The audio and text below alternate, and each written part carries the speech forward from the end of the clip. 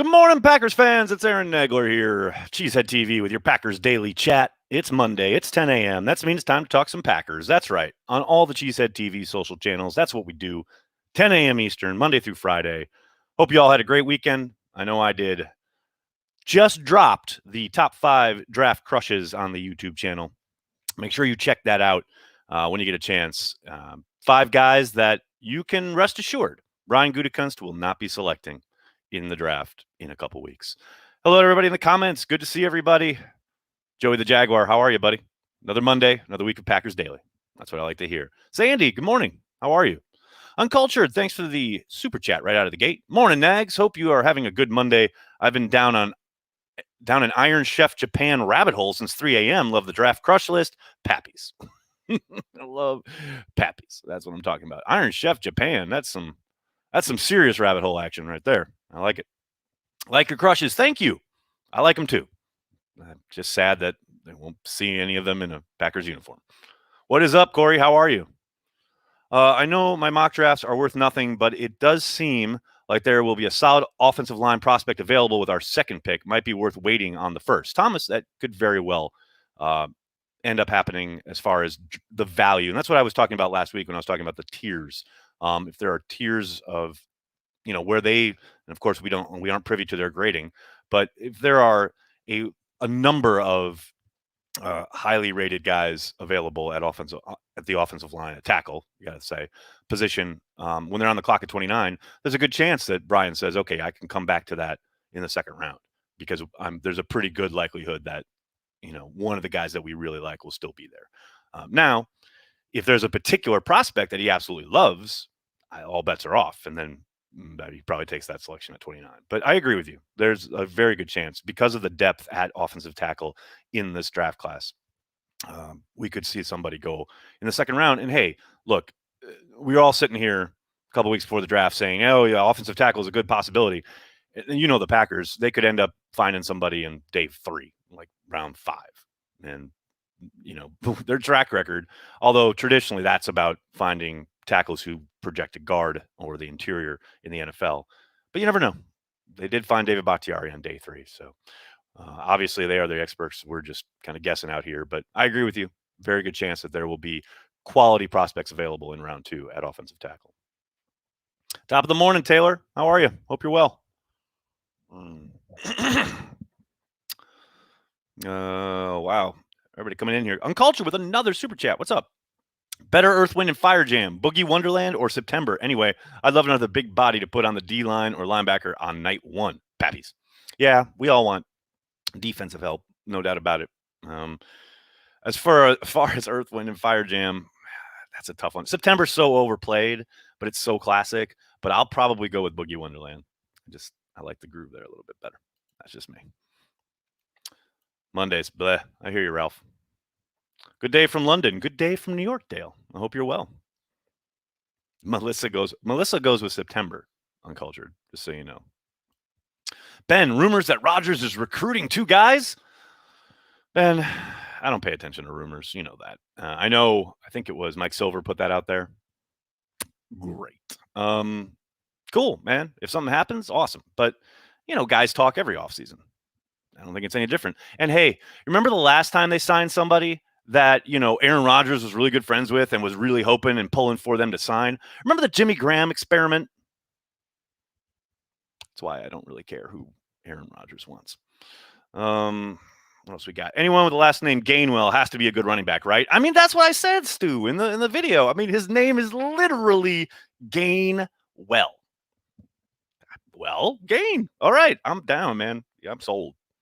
Afternoon from Newcastle, Nags. What's up, Andy? Does the longer Richard Sherman remain a free agent increase, decrease, not impact the chances of him becoming a Packer?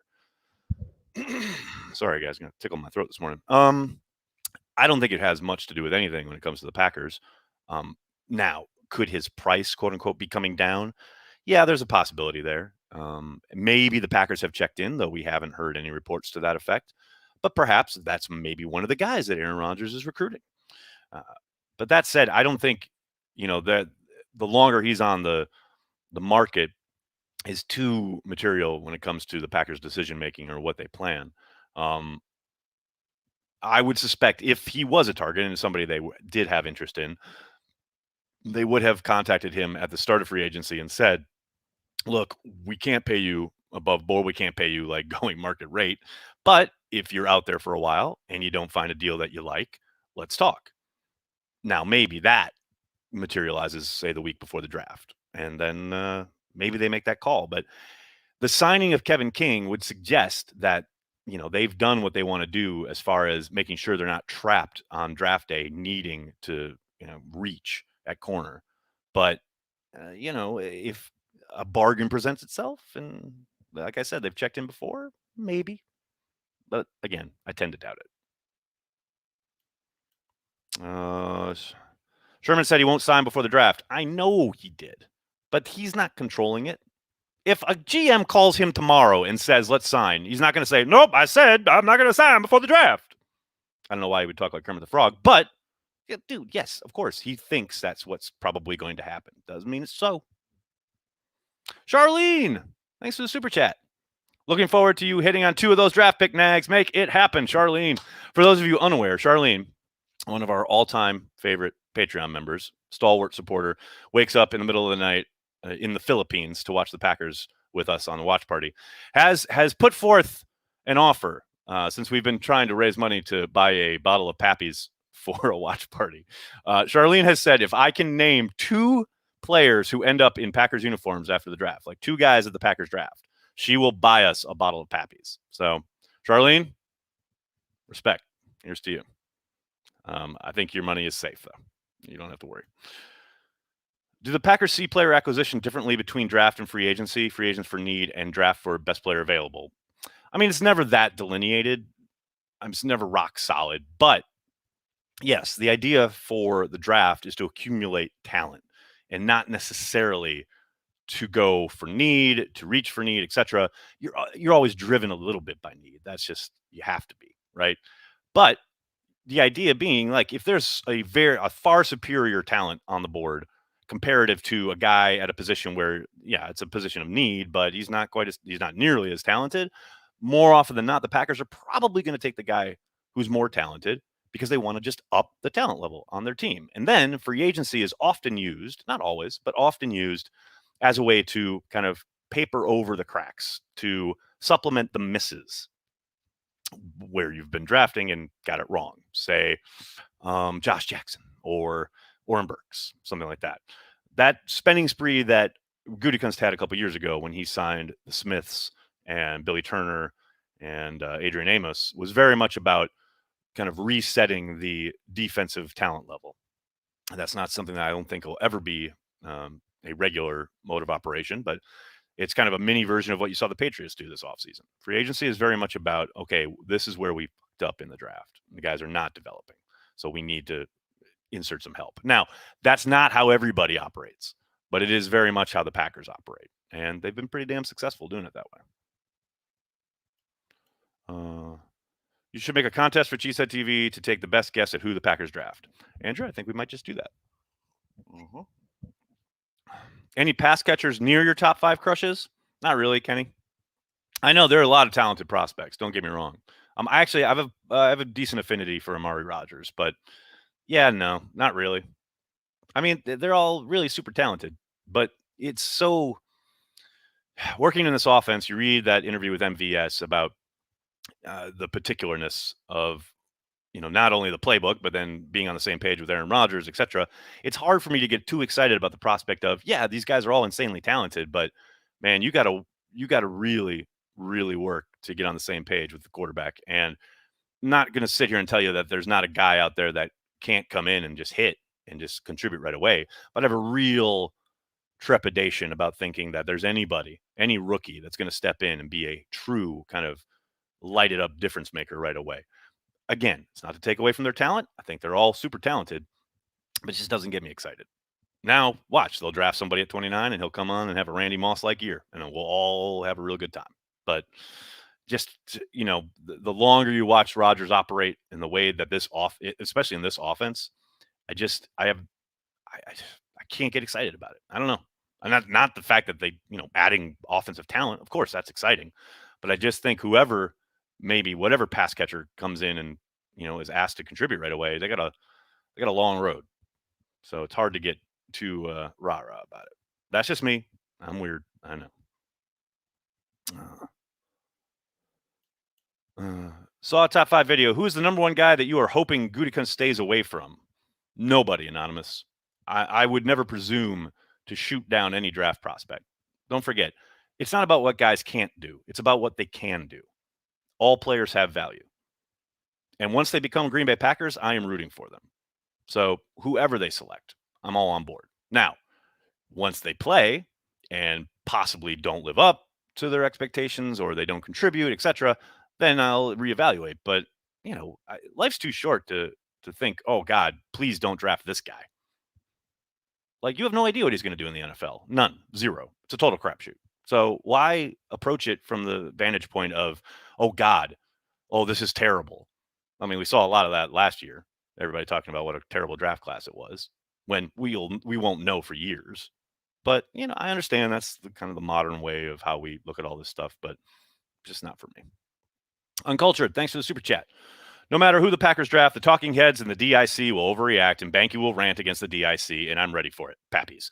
That is a perfect encapsulation of what will happen after the draft. Let me see. Are they getting rid of the punter?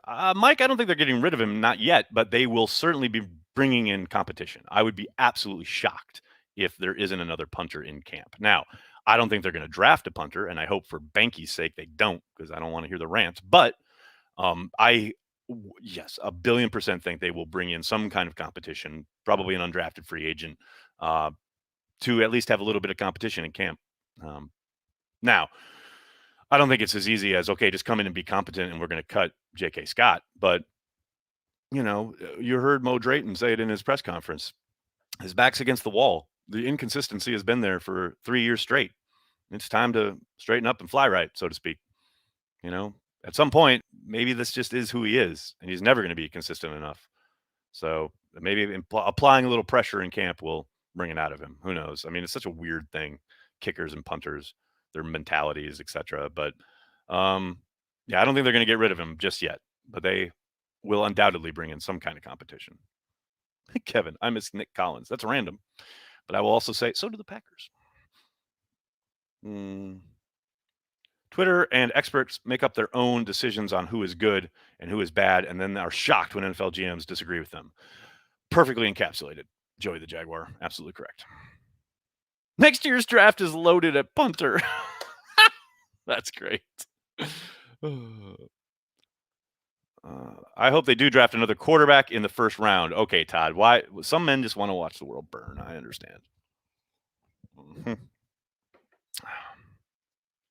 What's Craig Hendricks up to? I miss Micah Hyde. Yeah, I miss Micah Hyde. Hey, speaking of Micah Hyde and the safety position, something I think Packers fans should not be ready for, but be ready for the possibility of, is the Packers taking a safety or a hybrid guy higher up in the draft. I was reading Pete Doherty's piece on Darnell Savage possibly being the star, the nickelback star position guy for Barry and his defense. And, that makes a lot of sense.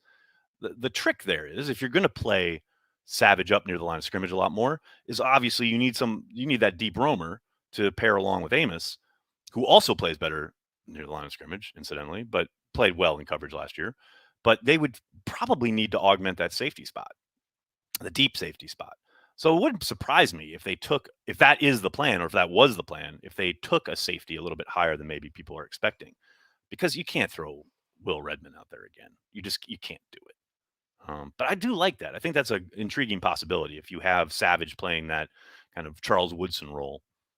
I mean, I'm down with that. That'd be fun. So, but that might drive some of the decision making or guesswork or think work in the draft. We'll see. Uncultured Barbarian, thanks for the super chat. How much do you think Mason has left in the tank, Pappies? He has all of it left in the tank. I have no worries about Mason Crosby. I know there were some funky things happening last year at times with missed extra points, etc. But yeah, Mason's one of the few things I don't worry about on this team. Would Asante Samuel Jr. work at the star position? He might. I think the worry there is because he's undersized. That he might get a little he might have trouble against the run. But hey, as I said in in the Draft Crush video, I mean, I love the way he plays. I love his mentality. I think he'd be up to the challenge, but we'll see. We'll see if they think that works. Uh, the draft, that annual tradition of where activity is recognized as achievement. You said that right. That block snap on field goal versus Rams was very bizarre. The botch snap. Yeah, but funny enough, I was just watching that game last night, and I just love J.K. Scott tossing it back. It's just so funny. Roberto, thanks for the super chat. Why don't they put MVS on punt returns? He's fast. Yeah, but he's not a real fluid, quick twitch guy, right? That ability to kind of make guys miss in closed spaces. I mean, yeah, you're right. He is fast, but he's a long strider. That's kind of the opposite of what you want on punt returns.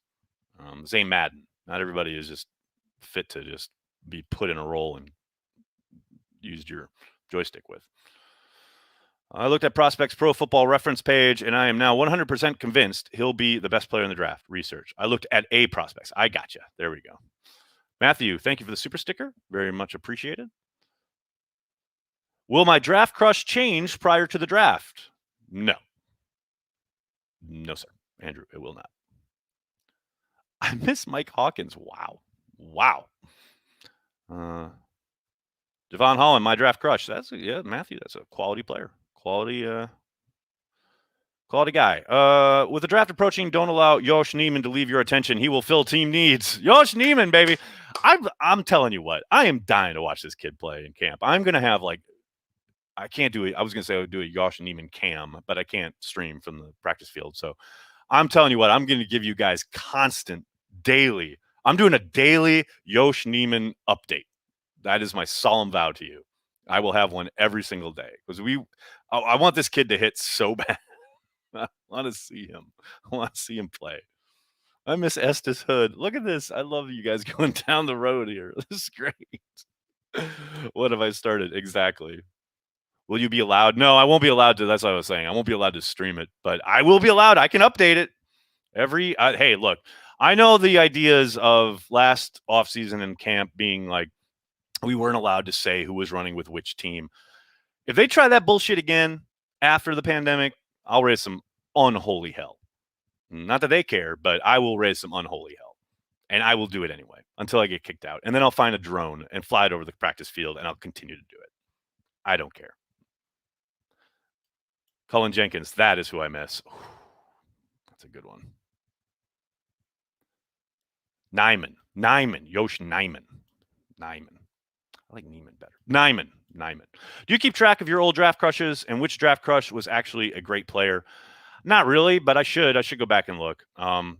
Kenneth Murray followed me on Twitter because I talked so much about how much I loved him prior to the draft last year, and then he got drafted by the fucking Chargers, and I was like, bye.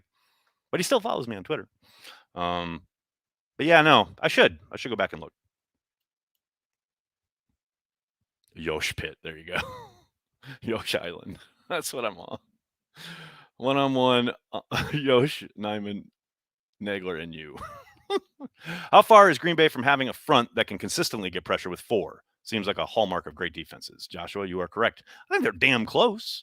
I mean, you got the Smiths, you got Gary, and you got Kenny Clark. You should be able, if you just add one more kind of disruptor, you should be able to get home with 4 with that group. Now, that's obviously on obvious passing situations. If it's like, 2nd and 3 or 1st and 10, and they're getting the ball out quick on a 3-step drop, there's not much you can do.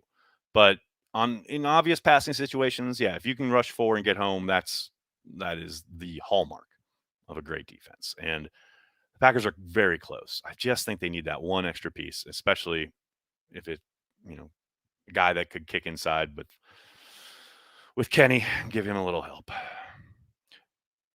Do you really think it's a possibility to let Devontae walk? I'm so sick of this stuff already. No, I do not. Let me just address this real quick because I got all sorts of hell on my Twitter feed. I don't write hardly anything anymore. And I certainly don't write most of the articles on Cheesehead TV. We allow people, Packers fans, a platform that we then bring, we bring them in and we allow them to air their thoughts and opinions. Look, do I think there's a chance in fucking hell that the Packers are going to let Davante Adams walk. No. However, there is a Packers fan who believes that. And Al Bracco, who is in charge of our writers, gave our platform to a Packers fan who had that idea and that thought. Packers fans worldwide. That's what we're about. I don't agree with all of it, but there it is. Do I think it's ridiculous? Yes. Is it okay to have a ridiculous thought every now and then? Yes. So, no, I do not think the Packers will let Davante Adams walk. Not everything that comes off the Cheesehead TV brand is from my brain. Let's just keep that in mind, shall we?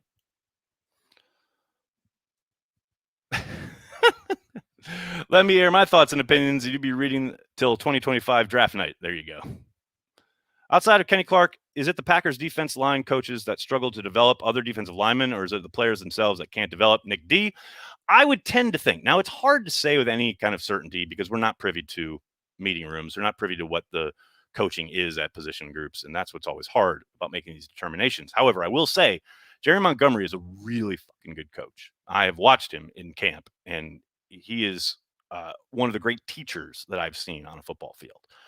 Now, that said, I struggle to see where he's been given a whole lot to work with. I mean, they literally have been running Tyler Lancaster, an undrafted free agent, at nose for the last couple of years.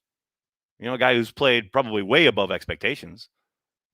Kingsley Keke, who is a really talented guy, if not inconsistent, but, you know, again, later pick. It's not like he's been given a ton of talent to work with. So, at least athletically. I think Montgomery's a really good coach. But, you know, it is a zero-sum game in the NFL, and you are very much kind of beholden to the production of your Chargers, and they need more. And I was hoping heading into the offseason that, you know, ripping up the defensive line and getting a little bit more talent along that front would be priority number one. It clearly hasn't been. But we'll see. We'll see what the draft brings and see how the rest of the offseason unfolds. But yeah, I mean, I think if you're doing what you can with the Dean Lowrys and Tyler Lancasters of the world, it's like I have a hard time putting much of that on Jerry Montgomery's plate. But that's just me.